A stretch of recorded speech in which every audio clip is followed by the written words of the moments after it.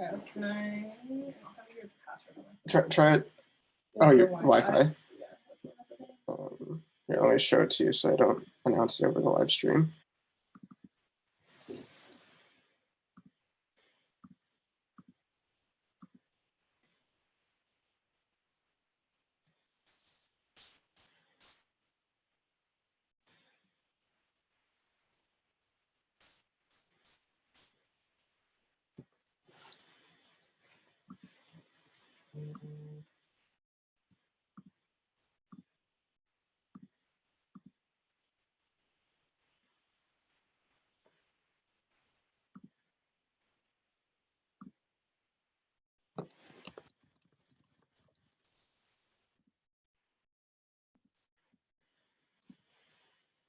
Can everyone hear me?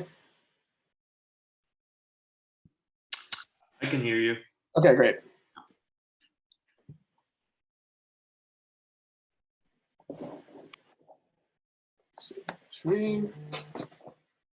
Can you turn off that light? I want to see if the lighting looks better without it. See.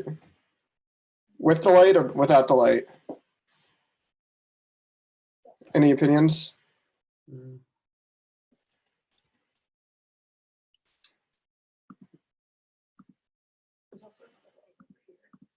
No, it's gonna be too dark. Maybe with the light. Let's put this in too.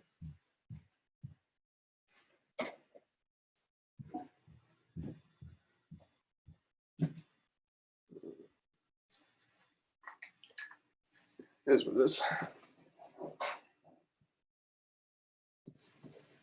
Let's do this.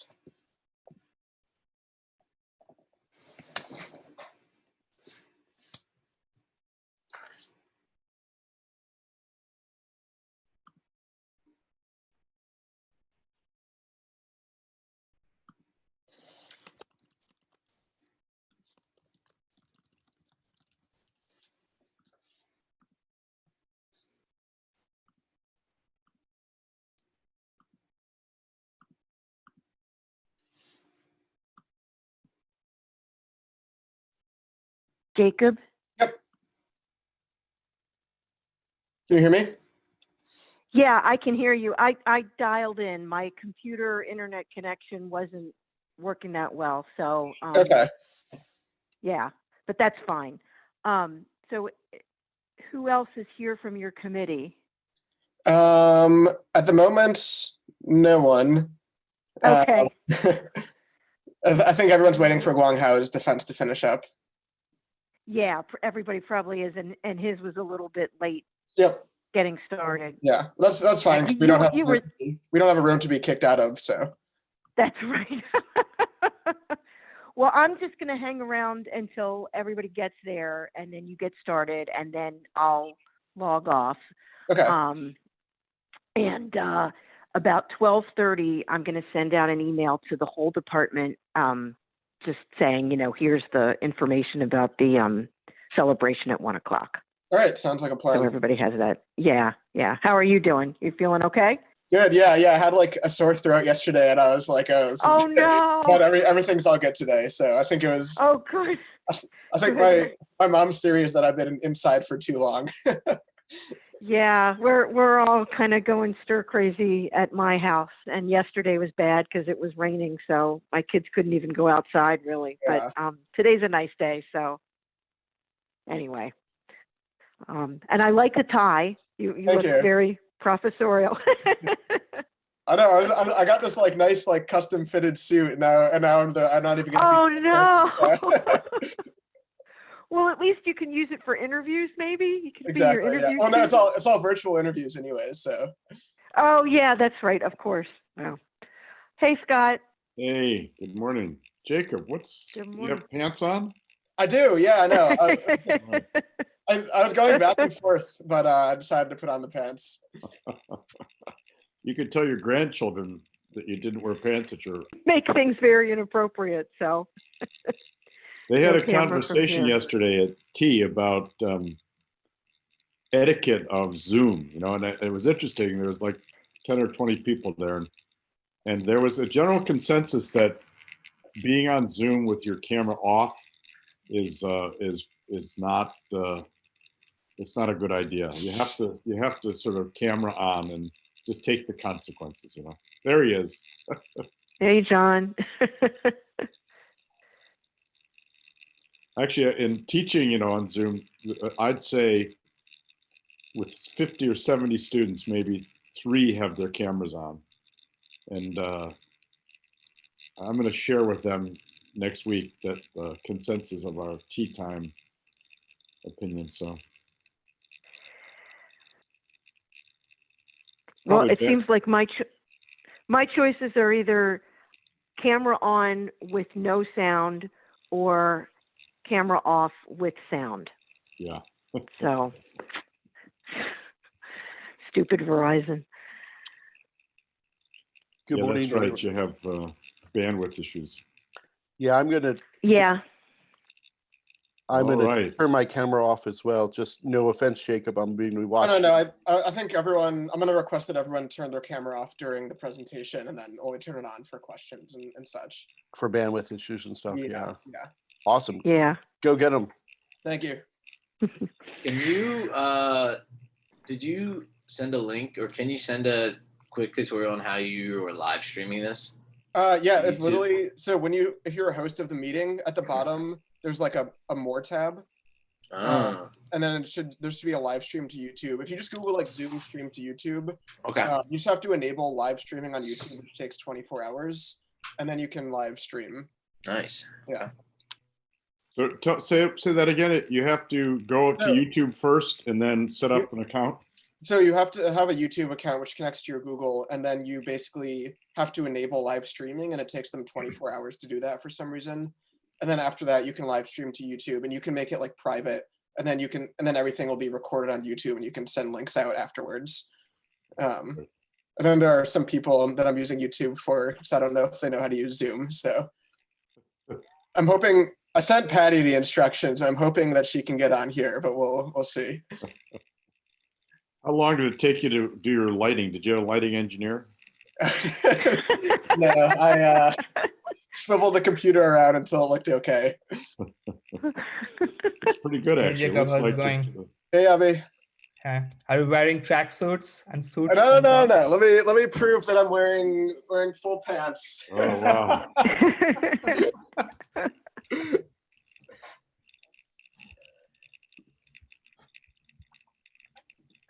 So I think one how is just finishing up, so there will be time for questions. So Yeah. So I figured we'd end up starting a little bit late, which is fine. So I assume I'll get an hour from when we start, not till. yeah, I'm fine if others are patient as well. I'm fine with that. How are you doing? Are you keeping safe? Yeah, we have barely gone out of our apartment building. So yeah. Uh-huh. But the good thing is we get a nice view of the harbor and everything from our balcony. So Yeah. And are you? What about the food? You have enough food? yeah, we have enough food. Yeah, and we have been cooking. I think with more time at home, like the tendency to cook has increased for me. Yeah. Yeah. I bet everybody's eating better than they usually eat as a result of this. Better in terms of what they eat, but probably worse in terms of how much we are eating. I don't know. I think with nutrition and fitness, I think it's going to be like a huge bimodal distribution. Like I'm making trips to the kitchen very frequently, so But have you checked your weight? Are you losing weight? I haven't checked my weight. I'll check Yeah. once I'm back to normal. I think we've lost about 5 or 6 pounds total here. It all Oh, depends okay. on what you stockpiled. Wow. If you stockpile hummus and white beans, it's good. But if you stockpile Doritos, right? So Yeah, at the supermarkets now, all you can get are mostly Doritos and other sorts of fat and sugar. They've run out of everything else. and the stuff nobody wants, like cinnamon raisin cookies. Well, not quite, but or the vanilla flavored hummus. Ugh. They have that, I know. Ugh. So I was looking into the YouTube streaming, and I think you have to have an advanced account, which I think all the students have by default. Yeah, So yeah, and you have to like enable it on the settings or something, but I think it's working. okay. So I think also to set up a YouTube live stream, you might have to do it like and wait 24 hours for it to activate on your account. So if you're not a student, how much does it cost, John? It's like I think it's $8.88 a month, but I never remember my budget number. So I just like I always am like I'll do that later, and then I never do it. John, you want to use mine? No, I'm okay with it. Jeff Leake was trying to do it the other day, and I didn't know how to do it. So this is helpful. I recommended you. What? You should use the budget number 8675309. That exists. Somebody getting piled on just because of a fun song. You can do the JHU security team just sent out an email about Zoom bombing, where people are guessing random Zoom call numbers. You could I saw that. do a random budget number. I mean, you got nothing but time, right? I mean, just permute, run it right in our code to permute,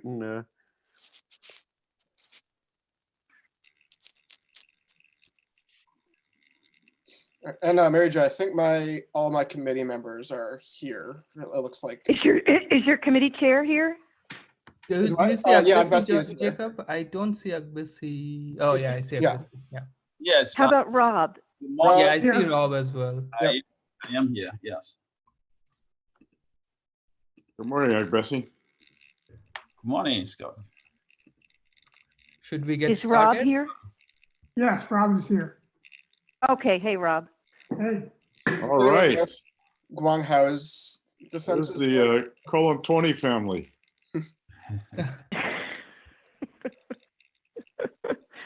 All right, good luck, Jacob. All right, thanks. And should All we right, start the record button or like? See, I'm streaming on YouTube. I'll also record it as well, I guess. But I think we're supposed to record it or something. All right, I just started it, so. Okay. We'll maybe give it a couple of minutes and start at 10:05. Okay, perfect. you're very handsome, Jacob. Thank you. All right, let me, can everyone see the PowerPoint, by the way? We see it in Yes. presenter mode. Yes. Okay, that's fine. I'll switch over. Just want to make sure this is working. Okay.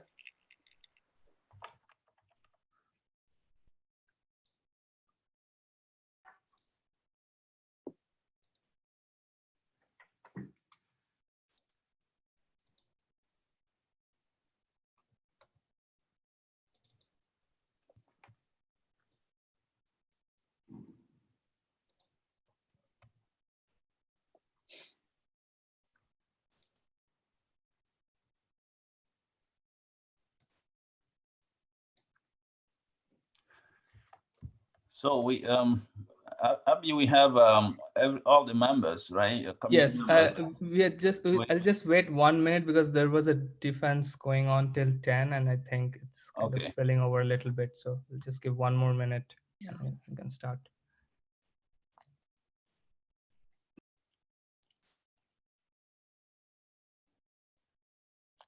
How are you doing, Jacob? Good, yeah, feeling good. You look very smart. Thank you very much. I had the suit custom fitted and I realized that was a few pounds ago when I got it custom fitted. So it's a little bit of a stretch getting into it this morning. But it's all it's all good. You look out of character, Jacob. I must say. Oh, but very nicely done. Supremely debonair. Are you wearing shorts though?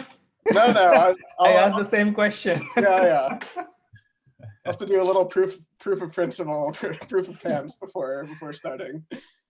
Okay, so I think we can get started now. I think we have enough people here. We have 61 participants. Okay, so welcome everyone to the thesis defense of Jacob Fiksel. He's a PhD candidate in the Department of Biostatistics at the Johns Hopkins University. I'm Abhi Datta. I'm an assistant professor here at the Biostatistics Department, and I'm Jacob's thesis advisor. And I would first start by introducing the thesis committee members, and would request, at least for this part, to keep their video on if possible. So the committee consists of Agbesi Amuzu, who is the chair of the committee and associate professor of international health here at Hopkins. Rob Sharp, associate professor in the School of Medicine, also here at Hopkins, and Scott Ziger, professor of biostatistics, and myself. Some background about Jacob and his thesis. Jacob was born and raised in Madison, Wisconsin, and went to Pomona College in California for his undergrad, majoring mathematics, before joining the biostat program here at Hopkins. His thesis primarily came out of his work with Agbesi, Scott, and myself on the COMSA project, which aims to estimate cause-specific mortality rates among children in Mozambique using verbal autopsies, and he's going to talk about that in details. So in terms of his contributions, he has done like fundamental work in Bayesian machine learning for estimating prevalence using predicted levels instead of true levels, where you need to adjust for the bias of the classifier, and on estimating equations for compositional data. So I think these methods will find use in many other applications. And like working with Jacob, I think like two things that particularly impressed me about how he approaches his research. One was his computational prowess. Like I felt like he is always a computational wizard, and the speed at which he implements things and on complex methods and does data analysis, it continues to amaze me. And he has already developed the R package to implement the methods. He is working with the other COMSA team members to integrate the methods into a dashboard that would be used to generate reports and present to the stakeholders. And Jacob, you don't know this, but the COMSA team has been having secret meetings and email threads behind your back to discuss how to transition things after you transition into a different position. The second aspect that also impresses me a lot is how Jacob is a kind of a natural at digging up somewhat obscure but relevant literature from other fields like computer science or econometrics, and combine them effectively to develop statistical methods. So I think some of the methods he developed were often a cross between concepts from statistics and other quantitative fields, and he's applying them to an important public health problem. So his thesis is very multidisciplinary in nature, and I think it represents an incredible body of work. And finally, beyond his thesis, I think Jacob excels in practically everything he does. Like he has led a tutorial paper for online teaching using GitHub Classroom. I think this contribution is more important nowadays, given the paradigm shift to online teaching. He's been for this work and for like being a consistently great teaching assistant. He was recently awarded the Helen Abbey Award for commitment to teaching by the Biostat department. He has worked with Rob Sharp on cancer detection and with Scott on machine learning for individualized healthcare. He is the 2 times champion of the departmental chili cook-off, and he specifically mentioned, he specifically requested me to mention this and the fact that he has competed in a powerlifting competition and has deadlifted 460 pounds. Wow. He is also, in general, a fantastic person. Like he is always helping out others. Even today in the morning when the Zoom bombing emails came in, like Jacob was sending out possible solutions like 1 hour before his defense. And like he is my go-to person to get restaurant recommendations whenever I go to some place, visit someplace in US. So lastly, I want to point out like that Jacob is my first PhD advisee to be defending, and it's a very proud moment for me. I also want to thank Scott, because initially Scott was Jacob's advisor and he was very generous to transition me into the role. It has been an absolute privilege to know him, like work with Jacob and serve as his PhD advisor. And I look forward to his thesis defense. Over to you, Jacob. All right, thanks so much, Abe. I really appreciate it. And thanks to everyone for tuning in this morning, especially for my friends who woke up early on the West Coast. And I think I have a few friends who are in Europe right now for a little afternoon presentation, so I really appreciate it. So today I'm going to be presenting on Bayesian quantification learning with applications to mortality surveillance. So just a little bit of background. So this research came out of a collaboration with the Countrywide Mortality Surveillance for Action, or COMSA, in Mozambique.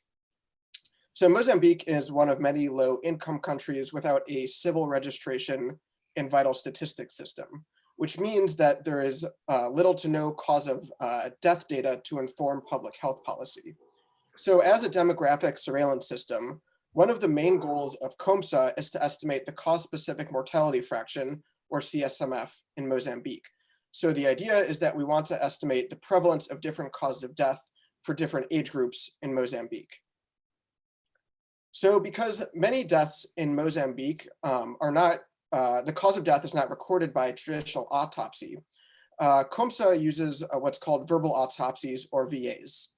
So after a death is recorded in the COMSA system, COMSA sends a VA data collector to conduct a verbal autopsy, which is an interview with a next of kin or caregiver for the deceased. And what happens over several hours is that the VA data collector asks about many symptoms that the deceased was experiencing before they passed away. For example, did he or she cough up blood? Did he or she have a fever? For how many days did the difficulty of breathing last? And after this interview, we have a collection of symptoms either that they did not have, or that the person who is interviewing is not aware of. So in order to get a cause of death from a verbal autopsy, one way you could do this is to have a physician review the record. However, there are going to be thousands of deaths recorded using verbal autopsies within COMSA, and it would be extremely costly and not time effective to have physicians review every single verbal autopsy to determine a cause of death. So what COMSA uses instead is what's called computer-coded verbal autopsy, or CCVA algorithms, to predict the cause of death from verbal autopsy records. So the idea is that we're going to have many verbal autopsy records, and that for each verbal autopsy record, we can kind of pass the data into these algorithms. And so there are many algorithms, many of which can actually be implemented in this OpenVAR package. And for each verbal autopsy record, each algorithm will give a predicted cause of death. And while we're not interested in the individual predictions, in order to get the cause-specific mortality fraction, the kind of naive estimate is to aggregate the predicted cause of death to get an estimate of the cause-specific mortality fraction. So this CSMF estimation from a CCVA is actually is a form of quantification learning. So quantification is estimating the population prevalence of classes or labels based off of predicted labels from a classification algorithm. So the ultimate goal is to estimate this prevalence vector P, where the ith component of this vector, P sub I, is the probability that if we sample a random, what we call an instance or subject from a population R, that their label, or in this case, their cause of death, would be the ith cause of death. So in this example, I have this toy example of 10 instances, and there are 3 possible labels, orange, green, or purple. And the filled in color is the actual true label for each individual. So this vector P is the true prevalence which we want to estimate. So of course, we don't actually get to observe the labels for individuals. What we do observe are covariates for big N instances randomly sampled from this test population U. So in our case, for an individual or death R, X sub R is going to be the verbal autopsy response for that individual. So that's going to be a list of what you can imagine binary responses to symptoms. So here for each individual, I have a toy example of just cough and fever as the 2 symptoms, but in reality, there's actually hundreds of symptoms that we get information on. So for each individual, we can take this covariate vector R, pass it into an algorithm, and get an algorithm response, A sub R, which will classify each individual in one of C possible classes. So the outline color of each individual is going to be the predicted color from an algorithm. And so to get this estimate of the prevalence, the kind of naive strategy is what's called classify and count. So first we classify each individual using an algorithm into one of our C classes.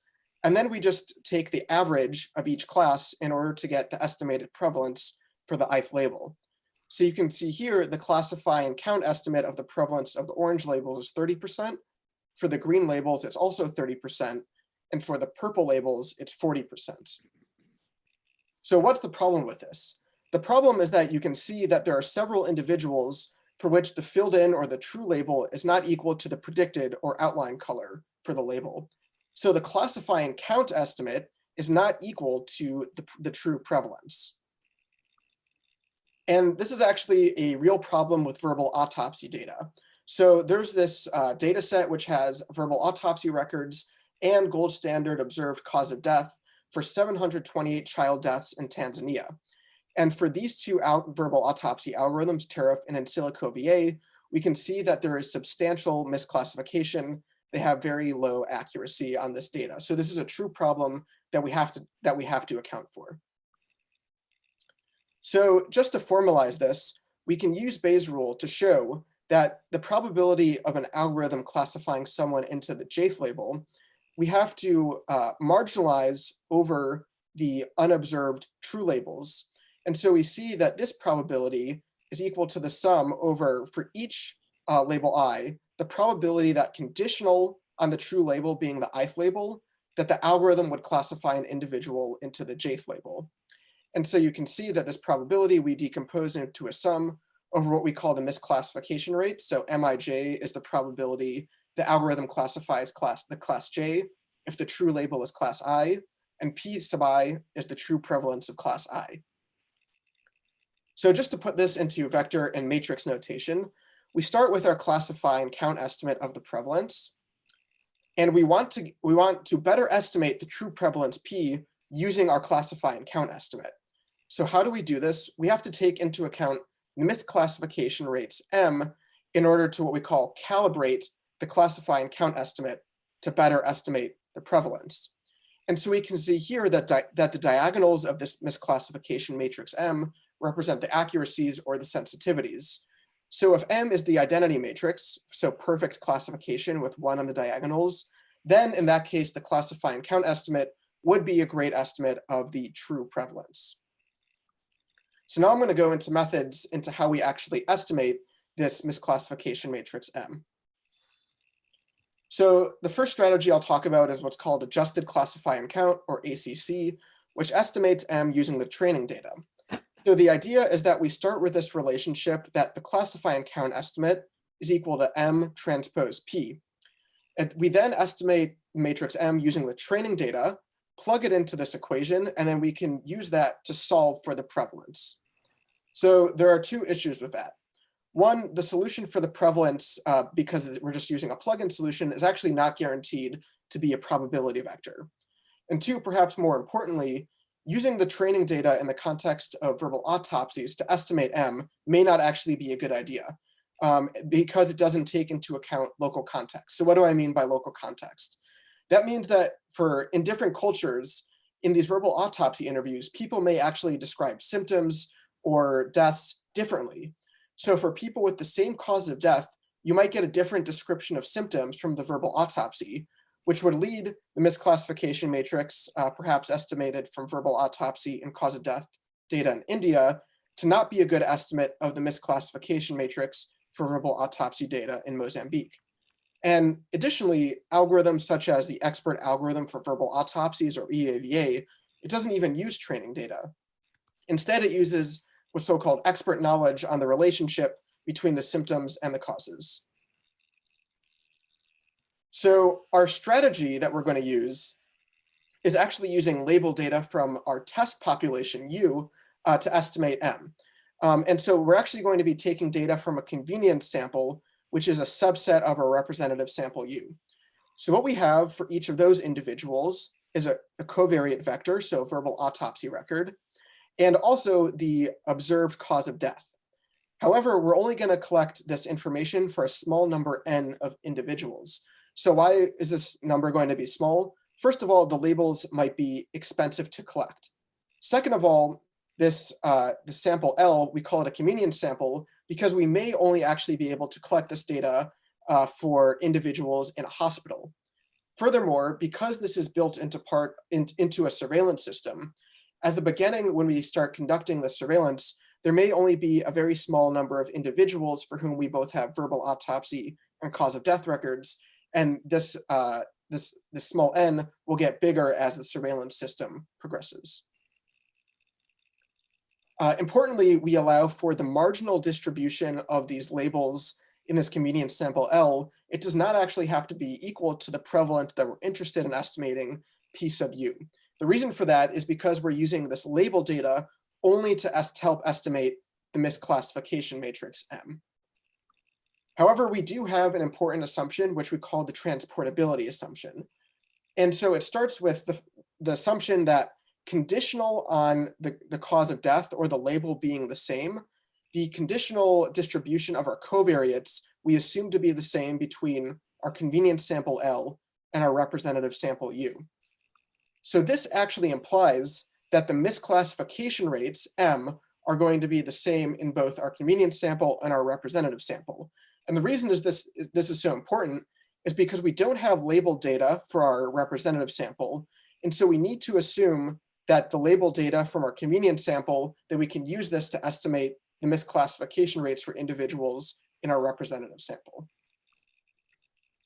So our overall strategy is going to be joint estimation of our misclassification matrix M and our prevalence P. So again, we start out with this relationship, the misclassification rate conditional on the true label being I, the probability that the algorithm would classify an individual as the jth label is equal to Mij. So this implies that for individuals in our convenience sample, conditional on knowing the true label I, the distribution of our algorithm responses is going to be multinomial, and the probability of observing this vector is going to be the ith row of M if the true label, for everyone whose true label is I. For individuals in our unlabeled set for whom we don't observe the true label, we've marginalized over those unobserved true labels, and the distribution of our algorithm responses is going to be a multinomial distribution, and the probability is going to be M transpose P. So the idea is that we're going to use data from our convenience sample L to help identify M, and we're going to combine that with data from our unlabeled set to better estimate the true prevalence P. However, as I mentioned, the big problem that we might face is that the number of labeled observations might be extremely small. So the problem with this is that it's going to lead to extremely high variance in estimating our misclassification matrix M, which might lead to very bad estimates of our prevalence P. So we take a Bayesian approach and use a shrinkage prior. And so we use a Dirichlet prior for each row of M. And the idea is that this is shrinking our misclassification matrix M to the identity matrix, which is the matrix for perfect classification. So a nice property of the shrinkage prior is that when we either have no labeled data, or no matter what the size of labeled data, we observe perfect classification, that with the shrinkage prior, our posterior mean of the prevalence P is actually going to be equal to the classify and count estimate. So when we don't have labeled data, the shrinkage prior allows us to use our classify and count estimate, which is the only observed data that we have. And we've developed a very fast and easy to implement Gibbs sampler, and I've implemented this in this calibrated VA package, which is easy for non-statisticians to use, as long as you have the predicted observations for both the representative sample U and the convenience sample L, as well as the true labels for the convenience sample L. So before I move on to the next part of this presentation, I just want to pause and see maybe if anyone has any just clarification questions that they would like me to answer.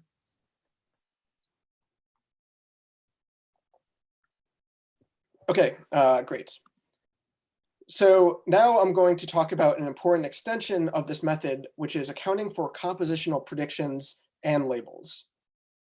So what do I mean by compositional predictions? So many classifiers, such as random forest or naive Bayes classifiers, they actually estimate individual probabilities or scores for each class.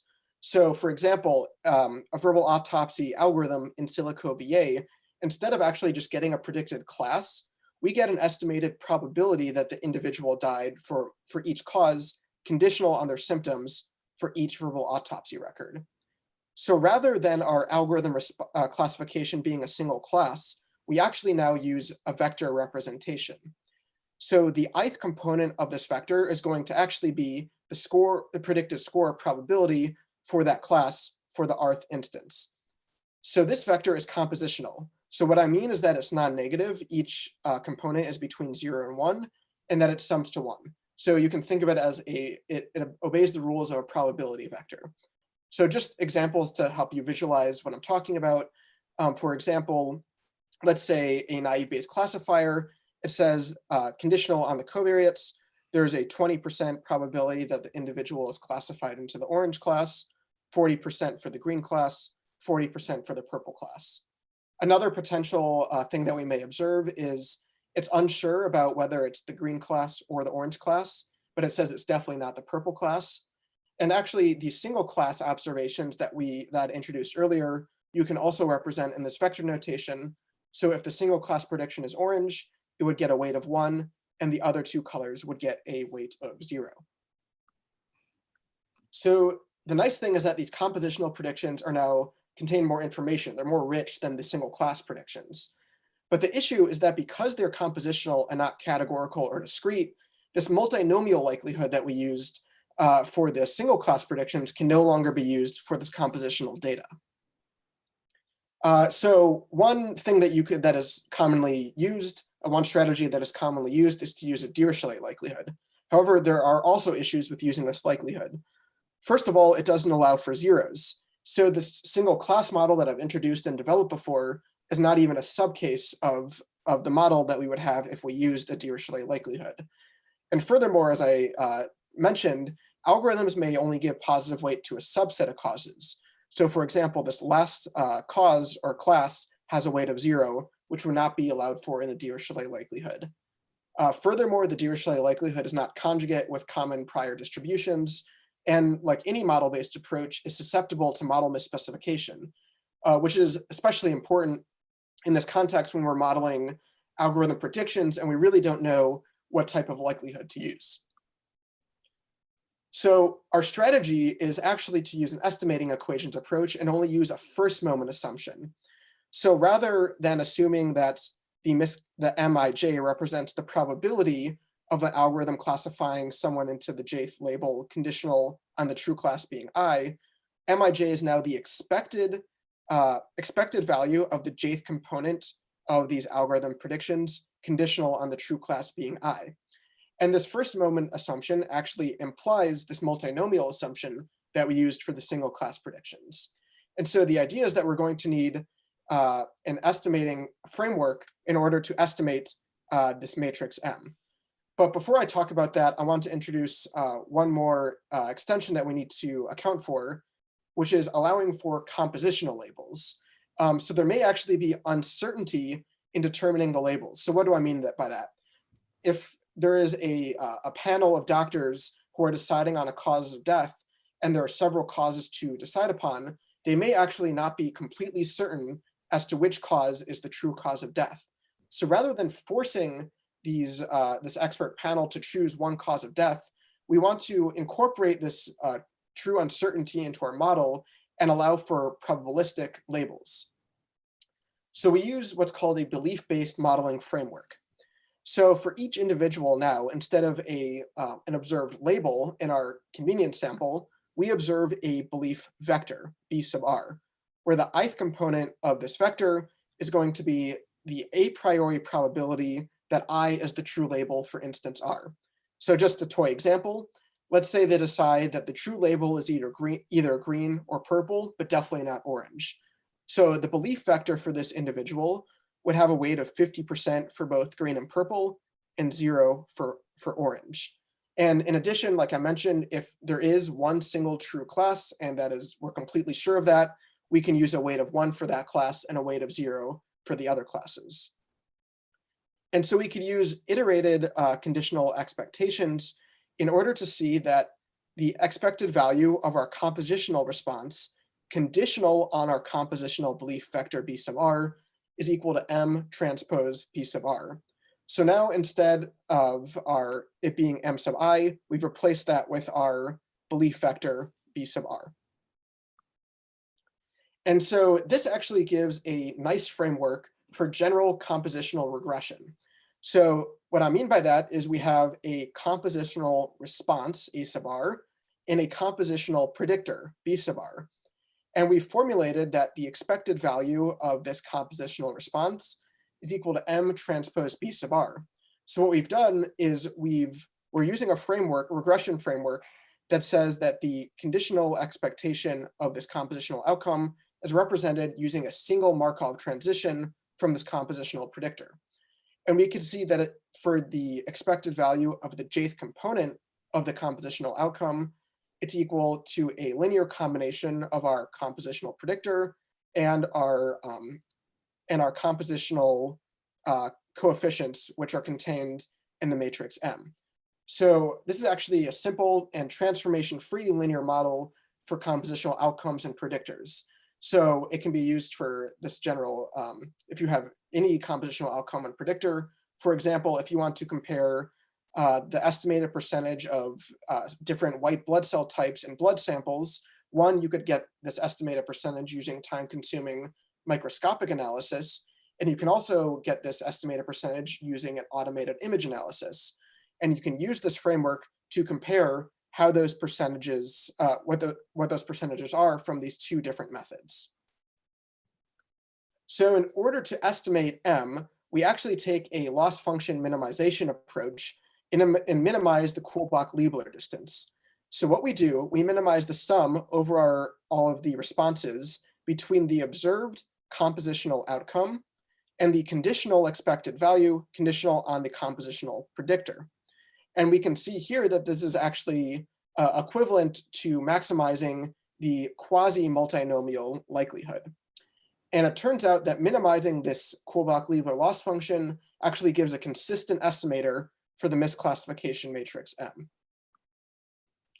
We've derived an EM algorithm to estimate this matrix M.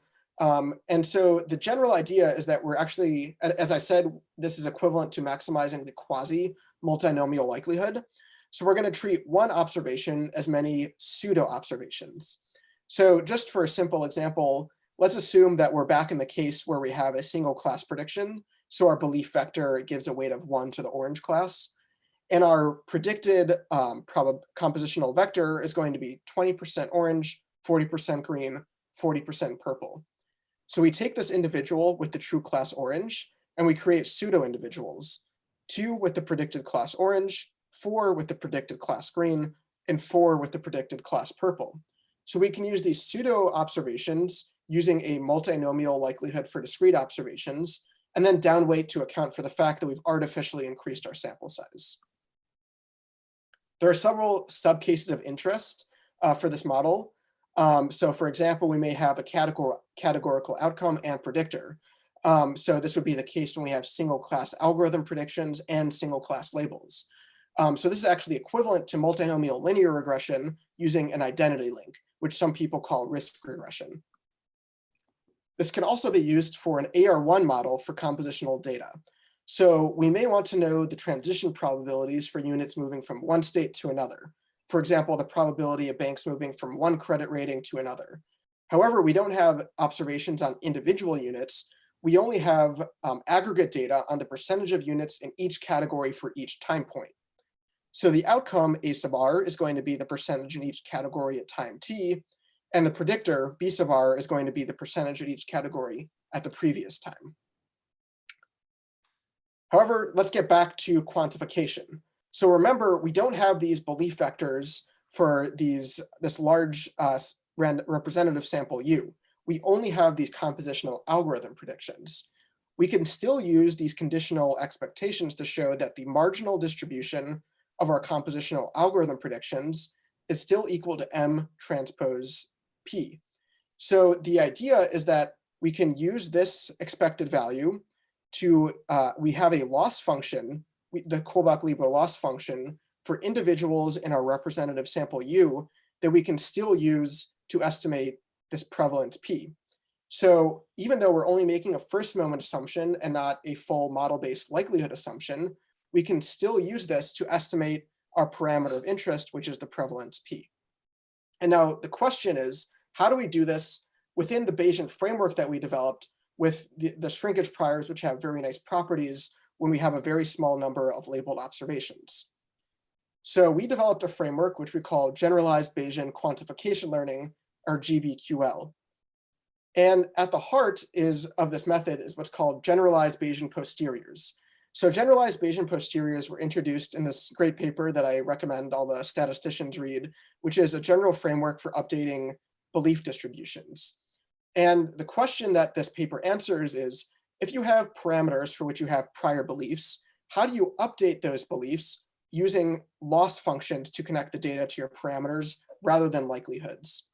And they show that the posterior belief is proportional to exponentiating the negative of your loss function times your prior distribution. And you can see that if our loss function were to be the negative log likelihood, then this term here just turns into the likelihood, and we are back to our traditional Bayesian updating. So our posterior beliefs for our prevalence P and our misclassification matrix M, we now use the loss function for both the unlabeled data, the Kullback-Leibler distance from our unlabeled data to its expected value, and the Kullback-Leibler distance for the labeled data to its expected value in order to update our posterior beliefs. And under very mild regularity conditions, a really nice property of this generalized Bayesian posterior is that it actually exhibits posterior consistency for both our prevalence P and our misclassification matrix M. One last extension is that, as I mentioned before, there may be multiple algorithms that we're using to get predictions from. However, they're all going to be used to estimate the same parameter of interest, the prevalence P. And so the idea is that even just for a single individual, there's only one true label or one true cause of death, but we may get different predictions from different algorithms.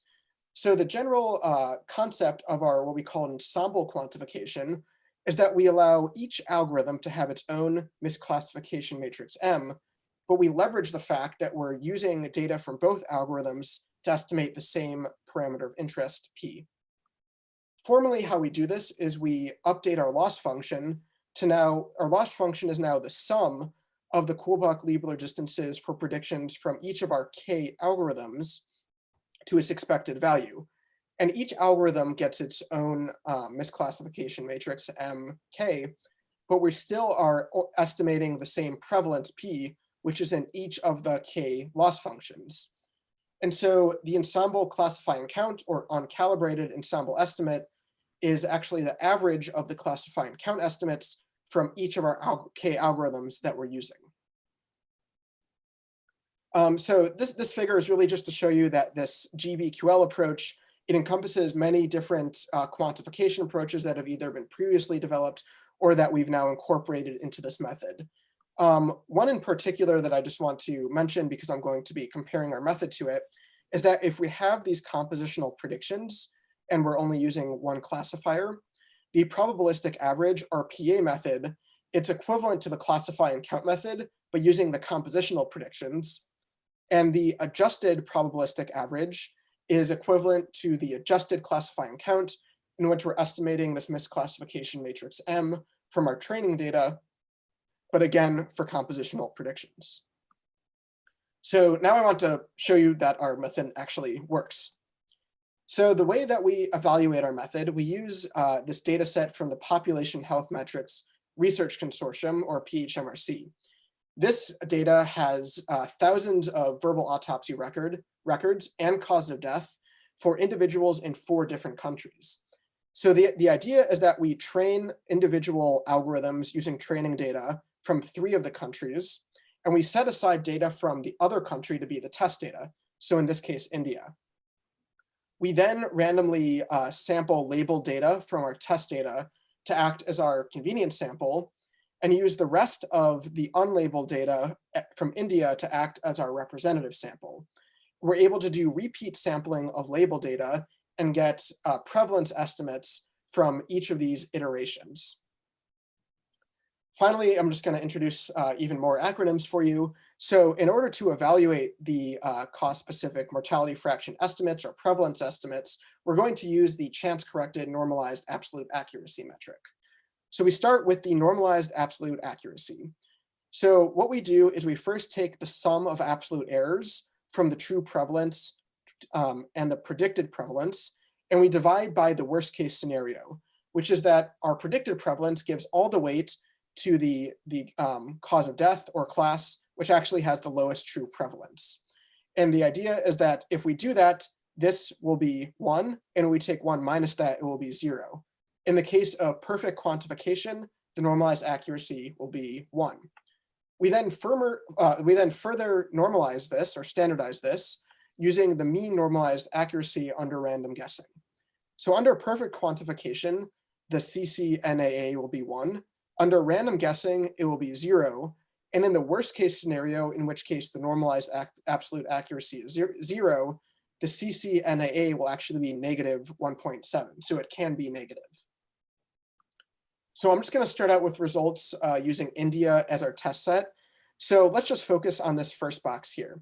So the algorithm that we're using in silico VA for predictions. And on the x-axis, we have the number of labeled observations that we're using in our convenience sample. The blue line represents the CCNAA using this probabilistic average method, so kind of the naive method for prevalence estimation, the classify and count for compositional predictions. The red line shows what happens when we estimate the M matrix using the training data, and the green shows our GBQL method. And we can see that as the number of labeled observations increases, the CCNAA or performance of our method increases as well. So the idea is that within each of these panels, we want to compare, is our method better than both the blue and the red lines? And we can see that especially as the number of labeled observations increases, this is true for India and across each of these 4 algorithms. And we do this for treating all of the countries as the test data, and we can see that this holds true and is very dramatic, for example, in Tanzania, using in silico VA and tariff. So this just goes to show that our generalized Bayesian quantification learning method does improve quantification. Finally, I want to show the value of the ensemble method. So I'm just going to be changing the color scheme now. So we have results from each of our 4 countries. And now each of these lines represents the CCNAA using our GBQL method. However, the red line now represents the results when using the ensemble method, and each of the 4 other colors represents the results when using the individual algorithms. We can see that when the number of labeled observations is very small, the ensemble algorithm performs as expected, which is in the average of all of the other methods. However, this is a nice property because we're never actually going to know in practice which algorithm is the best and worst performing, so it kind of prevents us from making a really bad decision. However, as the number of labeled observations increases, the ensemble algorithm may actually outperform all of the other methods or just be one of the top performers. So this plot really shows the value of the ensemble method. Finally, I want to actually apply this data to preliminary cost-specific mortality fraction for children from 1 to 59 months, so 1 month to approximately 5 years in Mozambique. So the question that I have kind of avoided is how do we actually get labeled cause of death data? So in this setting, we're collaborating with the Child Health and Mortality Prevention Surveillance Program, or CHAMPS, which generate cause of death data for under 5 children using what's called minimally invasive tissue sampling, or MITS. So MITS collects a wide range of data, for example, pathology data, culture data, that you can get using minimally invasive tissue sampling, and then presents all of this data to an expert panel to decide on a cause of death for each child. However, as I've kind of hinted at by introducing this belief-based framework, MITS has uncertainty in the cause of death labels. So each death is assigned an underlying cause of death. However, there may also be an immediate cause of death. So kind of the single cause analysis is to assign the underlying cause of death a 100% a priori probability of being the true final cause of death. However, the question is, how do we account for individuals that have a different underlying immediate cause of death? So in discussion with the CHAMPS and the COMSA team, they indicated that when this was the case, they were truly uncertain as to which should be used for the final cause of death. So we arrived at a consensus that we should assign both causes a 50% a priori probability of being the final cause of death. So the general pipeline or framework that we're going to use for this analysis is we start with a large number of COMSA data for which we only have verbal autopsy records. We then get predictions from two verbal autopsy algorithms, EAVA and in silico VA. So for each of these, we can get uncalibrated cause-specific mortality fraction estimates, the classify and count estimates, and we can also get uncalibrated ensemble estimates. We're then going to collect a smaller number of individuals from the CHAMPS data for whom we both have verbal autopsies and omits cause of death. Using predictions from both EAVA and in silico VA, we're going to use the compositional regression framework that I introduced in order to get empirical estimates of the misclassification matrices M. We're then going to combine all of this data in our GBQL framework with a shrinkage prior in order to get calibrated ensemble cause-specific mortality fraction estimate. So just some initial results for the uncalibrated estimates. We start out with 989 individuals in the COMSA data for whom we only have verbal autopsy record. So on the left and the right, we have uncalibrated estimates from in silico VA and EAVA. We can both see that they estimate a large percentage of people that die from pneumonia, other infections, and diarrhea. However, there are some differences. For example, EAVA estimates a larger percentage of people dying from pneumonia, and in silico VA estimates a larger percentage of people dying from malaria. And the uncalibrated ensemble estimate is just going to be the average of these two uncalibrated estimates. We now have data on 283 individuals for whom we have in the MITS data. And the MITS data, we actually have MITS data for multiple countries. It's primarily made out of observations from Mozambique, South Africa, Kenya, and Mali. And we can see here, just looking at the underlying cause of death data, there are some deaths which are more highly represented, such as other causes of death, and there are other deaths which are less represented, such as malaria.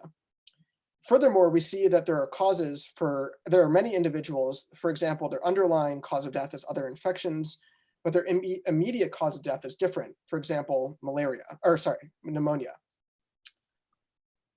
So what I'm showing here is estimates using our compositional regression framework of the diagonal entries or the sensitivities of our misclassification matrix M. So each color represents a cause, and each shape represents estimates using these two different algorithms, in silico VA and EAVA. On the x-axis is the sensitivity estimates using the single cause MITS data, and on the y-axis is estimates of the sensitivity using the multi-cause MITS cause of death data. So there are two things I just want to point out here. First, we can see that for both the single cause and the multi-cause data, there is very low accuracy. So many causes with sensitivities below 40% and even 20%. Second of all, we see that using the multi-cause data for several causes, we actually have a slightly higher estimated sensitivity. And this is important because we show that by not forcing this expert panel to decide on a single cause of death, and by incorporating this uncertainty, that there may be increased agreement between the predictions and the true causes of death. So putting this all together, we arrive at the posterior estimate for our prevalence, which is the ensemble multi-cause MITS cause-specific mortality fraction estimate. And so we see here that the four most common estimated causes of death for children under 5 in Mozambique are pneumonia, 31%, malaria, 16%, other infections, 23%, and diarrhea at 17%. Comparing this to the uncalibrated ensemble results, we see that malaria has a slight increase, as well as pneumonia in terms of estimated prevalence, while other infections and diarrhea have a slight decrease. However, these are not extremely substantial changes, and that is probably due to our shrinkage prior, making it so that the misclassification matrix is not driving extremely large changes in the prevalence estimates. Finally, we use WAIC, which can be used as a way of evaluating how you model the data. And so using the WAIC metric, for which a lower number indicates improved accuracy, this indicates that calibration in the brown actually improves cost-specific mortality fraction estimation from the uncalibrated ensemble estimates.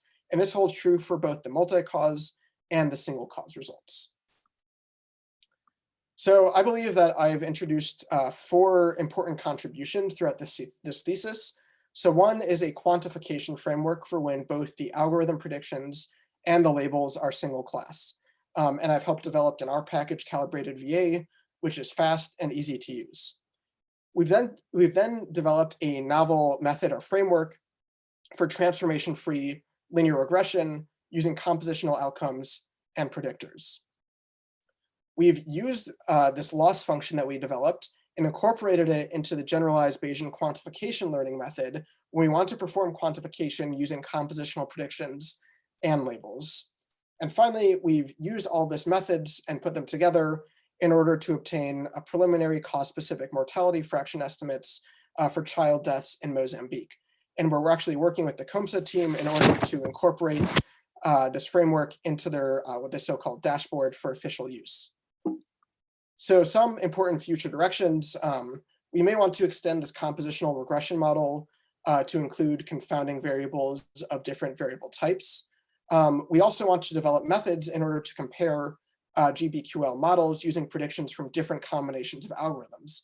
For example, how do we compare our ensemble method, which uses both in silico VA and EAV predictions, to just the GBQL model with in silico VA predictions? And finally, I believe that we need to account for the fact that we're using label data or MITS data from multiple countries for the CSMF estimation in Mozambique. So we can conduct a sensitivity analysis in which we include and exclude different countries, or we can actually further extend our model to hierarchically model the misclassification matrix M using multiple labeled data sources. So that concludes the scientific portion of my talk. But let me check the time here. I have several acknowledgements that I'd like to go through before taking questions. So first, I really want to thank my advisor, Abi. So, besides being like really one of the smartest and the hardest working people I've met, Abi is just like incredibly nice. He's fun to be with. As he said, we both share a passion for good food. And back when we could actually go to restaurants, we'd always spend a good portion of our meetings talking about the latest meal we cooked or that we had at a restaurant. Abi, you always made it a point to make sure that I took time off my thesis to spend valuable time with my friends and family. And I felt that every decision that Abi made as my advisor was with my best interest in mind. He helped me become a better statistician, a better writer, better communicator, and he trusted me with many important analyses and presentations that were instrumental in my development as a PhD student. So I wish that we could all be together. It's the emotional part at the School for the Defense. This is a PhD advisor. But I have no doubt that Avi's going to be the advisor for many more successfully and hopefully in-person defenses. I'd like to thank the EBA program for all my funding and my advisors, Danny and Ravi, as well as the important staff, Brian and Monique. I really enjoyed going to the research and progress meetings over the past 4 years, and this program has really opened my eyes to incredibly important scientific and public health research in aging and has really transformed my thinking as a public health statistician. I'd like to thank my whole thesis committee, especially Scott. As Abi mentioned, you've provided incredible guidance and mentorship to both Abi and I on all this work, for which we're incredibly grateful. Just a huge thank you to Victor and Rob for welcoming me into their lab from day one of the PhD. I really appreciated getting to be a part of all your groundbreaking work, and I also really appreciated the weekly lab lunches. Not only were you my mentors for the past 5 years, but you also served as incredible role models of how to balance family and academic life, and I really appreciate that. I want to thank Sarah. I'm not sure if she's watching. I got to collaborate with her on really important work, which was a lot of fun. But also without Sarah, I would have never ended up working with Scott, who ended up introducing me to Abi and brought me on to this project. Huge thank you to everyone on the COMSA and CHAMPS team, especially Emily, who got to clean all the verbal autopsy data, and I'm very glad that I did not have to do that. So thank you so much to her. To everyone in the biostatistics department, thank you, but especially to Karen. I could do a whole thesis defense on how incredible Karen is, but just thank you for your leadership as department chair, especially during these challenging times. And thank you to Brian and Han Kai, who are the two graduate program directors during my time as a PhD student. And thank you to Margaret, Leah, and Marie for allowing me to build my teaching skills while serving as a TA. Thank you to the whole staff, especially Mary Joy, who everyone knows is the glue that holds this department together. And thank you so much to all the staff who work on the cluster. I truly would not have been able to do this without you. And of course, I have to thank Patty, who I'm not sure was able to figure out Zoom, but she was always stopping by my office to chat with a big smile on her face. And she always made seminars special by making sure we had the best pastries, which I really appreciated. Thank you to my office mates. I'm really sorry we didn't have a nice in-person picture that I could use. There's really no one else that I would rather procrastinate with while drinking our freshly ground coffee. Thank you to my boys, Ben, Matt, and Lamar. Thank you for sticking together, being such good friends over the past 5 years. I really don't know if I would have made it through the first year without you. And I also want to quickly thank all the judges at the 2 chili competitions that Lamar and I won. Of course, I have to thank Hildy, Jonas, and Teddy, aka Pork Chop, for being the best dogs. Sorry. Thank you to Emily, who's here but socially distanced from me, for being the absolute best girlfriend. I really appreciate all of your support and love, especially during the incredibly stressful last month of writing my thesis, and I can't wait for more food and outdoor adventures with you. Finally, thank you to my family, especially my mom, my dad, and my stepmom. I was really looking forward to sharing this moment in person with you, but I'm glad that you all got to watch from the safety of your homes. So thank you for all the support and love, not only during the PhD, but always. I love you lots, and I can't wait to celebrate together. Thank you.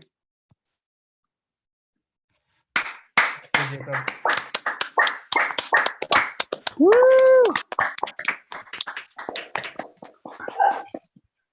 Well, thank you so much. I just want to take a few seconds to also put my word of congratulations to you, Jacob, and to the team, to Abby and Scott, for the incredible work that you've done with this. For the COMSA project, you pretty much have been our magicians, you know, in the way that you are able to quickly answer challenging questions that have come through to this work. And as you know, the verbal autopsy field is really difficult and unsettling field, where we have those CCVA methods that are inconsistent, everybody claiming success, and so always difficult. But I see that you come in the middle to sort of try to. Sorry, Tony, your audio is on. I'm sorry. You come in the middle to sort of you try to unify everyone, and with your ensemble method, and I think this is a very futuristic discovery that you were putting out there in terms of new areas of research in this, and bringing everybody all together. So congratulations very much, and this is a big day for you and Abby and Scott, and I hope you take some time to really enjoy it amid all the situation we're going through now. Thank you so much. So, I mean, we are sort of running over time, but I think we can still take a few minutes for questions. Yeah, absolutely. I think so. Actually, I think John asked a question in the chat earlier about what the typical number of causes is. So what we used 7 causes. So in reality, this has to be determined by the experts. What are the true causes that are important to know about? So there's technically no limit to the number of causes you're using, but as the number of causes grow, the more shrinkage you're going to have. So the more you're going to be using this classify and count method. So in the simulation results, we used 5 causes. So I think, anywhere between 4 and 8 is probably reasonable. If you're using more, you're going to need more labeled observations. So it's kind of a balance of what are the causes that are interesting and how many labeled observations can you get. Yeah, I think that would be interesting to also like play if you group the categories together. You showed that curve with the number of cases and the performance of each different thing. Just if you like lump like these two together, if the number of cases the number of label cases you need goes down by like an order of magnitude, or if it kind of stays relatively flat. I didn't show this, but we have simulation results with the PHMRC data with instead of 5 causes, we use 7 causes. And we still do see that curve, but it does take like a little bit slightly lower. It takes a little bit longer to get there with the number of label observations. Great, congrats. Thank you. Anyone else? I think you have another chat, something in the chat. Let's see. Anyone can, Ben has a question. All right, I just unmuted you, Ben. All right. First off, congrats, Jacob. That was awesome. I guess sort of related question, but I was wondering what you think would happen, like hypothetically, say you had a convenient sample from your population that you didn't observe one of the true classes of causes of death. What would happen with your method if, say, one of those or 2 of those classes were not represented in your convenient sample?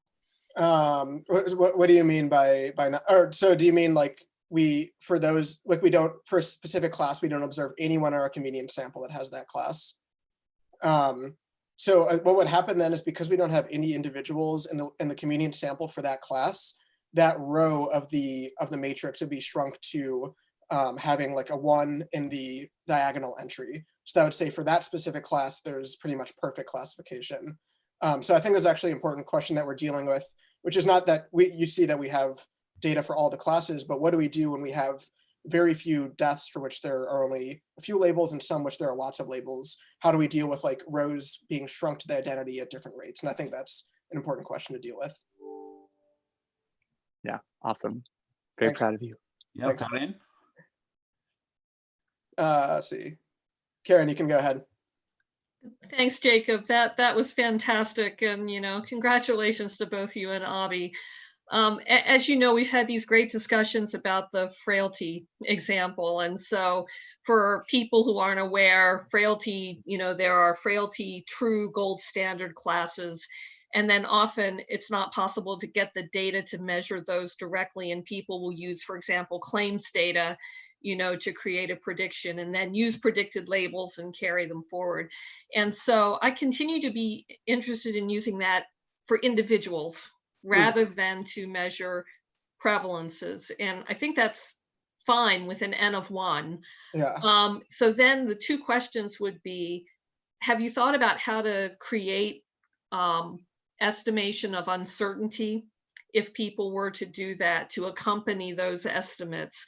And then secondly, could one incorporate the indicators in the predicted measurement as covariates themselves? Yeah, so let me, for the first question, are you talking about uncertainty in the prevalence estimates or in like individual cause of death or like label estimates? Individual, so the individual's predicted cause of death. Okay, so yeah, so let me address that question first. So this method, so in the single class prediction and single class label, you can kind of think of this as a mixture model where the observed covariates are the predicted classes for individuals for whom we don't observe the true class. And so because we're using this Bayesian framework, we can get posterior probability estimates for the individual classes. However, if we don't have covariate information, we're really only relying on the predicted classes for each individual or the compositional vector. And that also becomes a little bit harder in this generalized Bayesian posterior framework because we're not using individual likelihoods, we're using estimating equations in order to estimate the prevalence, which is our parameter of interest. So I think that's an important, another future direction. How do we get individual posterior predictive distributions using this framework? To your second question, how do we incorporate additional covariates? So there are some ways you can do this. So one, you may just be interested in like prevalence estimates for different groups of people, but assume that the misclassification rate is the same. So you can incorporate them that way. You can also incorporate covariates into a kind of like an effect modifier for the misclassification matrix. So for just a simple example, if there are like two groups, a binary covariate, you can allow for different misclassification matrices for those two groups. Obviously, that would necessitate more label data because of the shrinkage prior, but we definitely can incorporate that. Yeah, thank you. Yeah. All right. I don't see any. Do you see any question in the chat? No. I do not. Any other questions from anyone? Doesn't look like it. Okay. Other than that, then I would like to thank you everyone very much. We have the next phase, which with you, Jacob, to close this up. And any final word from Abby? Yeah, I just wanted to thank everyone. It was like, I think we hit like 70 participants at one point. So it's incredible for the support everyone gave and joined the online thesis. So thanks everyone and stay safe, and we'll move over to the private part of the exam. Yeah, thanks so much everyone. All Appreciate right. it. Thanks everyone. Stay safe. Bye.